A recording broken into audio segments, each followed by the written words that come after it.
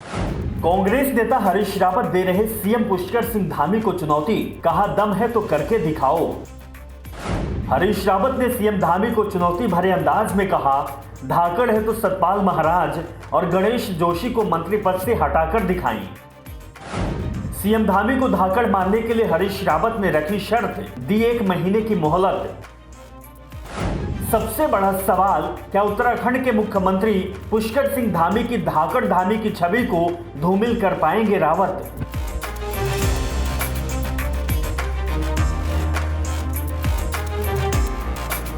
उत्तराखंड की कमान मुख्यमंत्री पुष्कर सिंह धामी के हाथ में है। राज्य में धामी के कार्यों की तारीफ हो रही है, तो वहीं पूर्व मुख्यमंत्री और कांग्रेस नेता हरीश रावत धामी के कार्यों को सवालों के घेरे में खड़ा करते हुए धामी को एक बड़ी चुनौती दे दी है।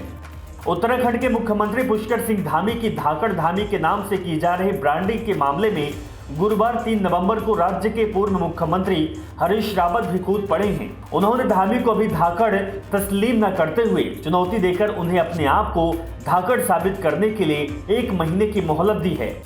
दरअसल उत्तराखंड प्रदेश में बदहाल सड़कों का मुद्दा लंबे समय से बना हुआ है। कई दुर्घटनाओं की वजह से बनती ये सड़कें अपने पुनरुद्धार के लिए किसी भी भागीरथ की बात जोहने को मजबूर हैं। प्रदेश की बेलगाम नौकरशाही मंत्रियों तक के आदेशों को हवा में उड़ा देती हैं। ऐसे में आम आदमी की आवाज सुने जाने की उम्मीद तो क्या ही रहे। गुजरे 1 सप्ताह से प्रदेश के मुख्यमंत्री पुष्कर सिंह धामी इन बदहाल सड़कों को गड्ढा मुक्त किए जाने की कवायद शुरू की है। रामनगर से रानीखेत को जाने वाली सड़क जहां पहाड़ और मैदान को जोड़ने में अपनी बड़ी भूमिका निभाती है, तो इससे ज्यादा अपनी बदहाली के लिए भी जानी जाती है। जगह जगह गड्ढों और सकरेपन की वजह से भतरो खान से लेकर रामनगर तक का 68 किलोमीटर का सफर 3 घंटे में सर्कस के कलाकारों की तरह बचते बचाते तय करना होता है। रामनगर से रानीखेत को जाने वाली इसी सड़क की दुर्दशा को देखते हुए गुरुवार को पूर्व सीएम हरीश रावत अपने घर मोहनरी से वापस लौटते समय मोहान में नेशनल हाईवे संख्या 309 पर चक्का जाम लगाकर धरने पर बैठ गए। इस दौरान उनके साथ रामनगर और सल्ट विधानसभा क्षेत्र के तमाम कांग्रेसी भी धरने पर बैठे रहे। प्रदेश में सड़कों की दुर्दशा के खिलाफ बीच सड़क पर धरना देने बैठे पूर्व सीएम हरीश रावत ने आरोप लगाया, एक साजिश के तहत इन सड़कों को बर्बाद किया जा रहा है। उन्होंने मांग की कि रामनगर रानीखेत मार्ग के साथ ही प्रदेश की हर सड़क को गड्ढा मुक्त किया जाए।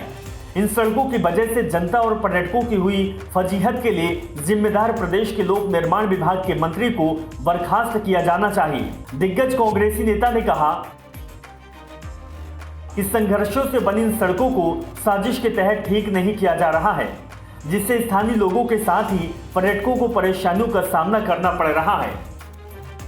उन्होंने मुख्यमंत्री धामी की धाकड़ ब्रांडिंग पर सवाल खड़ा करते हुए कहा कि मुख्यमंत्री धामी को वह तब धाकड़ मानेंगे जब 1 महीने में सड़कें दुरुस्त हो जाएगी, नहीं तो वह धाकड़ नहीं भाकड़ धामी समझे जाएंगे।